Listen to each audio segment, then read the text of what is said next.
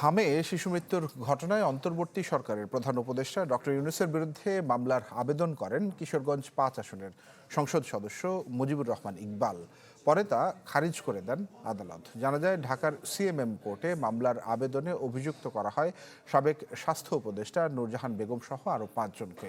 অতিরিক্ত chief metropolitan magistrate জসিতা ইসলামের আদালতে এই মামলার আবেদনে অভিযোগ করা হয়, ডক্টর ইউনূস অন্তর্বর্তীকালীন সরকার প্রধান হিসেবে ক্ষমতায় বসেই ইউনিসেফের মাধ্যমে হামরুবেলের টিকা আমদানি বন্ধ করে দেন। তারই নির্দেশে স্বাস্থ্য উপদেষ্টা, সাবেক সচিব, স্বাস্থ্য অধিদপ্তর মহাপরিচালক এতে সহায়তা করেন। ঢালাইয়ে দৃঢ়তা, নির্মাণে নিশ্চয়তা। প্রিমিয়ার সিমেন্ট, ঢালাইয়ের রাজা।